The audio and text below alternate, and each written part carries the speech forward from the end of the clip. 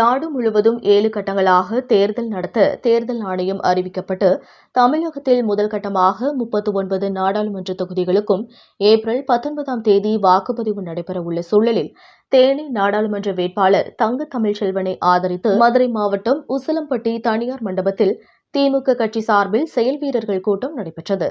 இதில் கலந்து கொண்ட தமிழக பத்திரப்பதிவுத்துறை அமைச்சர் மூர்த்தி பேசியதாவது: நமக்கு நேரம் குறைவு. தேனி தொகுதியை நினைத்து எனக்கு தூக்கமே இல்லை.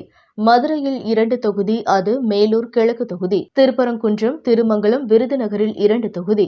அதை பற்றி நான் கவலைப்படுவதில்லை. உசிலம்பட்டியும் சோழவந்தானும் இன்றைக்கு அதிக வாக்குகள் பெற்று தந்தமோ அதிக வாக்குகள் வித்தியாசத்தில் வெற்றி பெற்று தமிழக முதலமைச்சரிடம் பெருமையாக கூறும்போதுதான் நாம் தலைநிமிர்ந்து நடக்க முடியும்.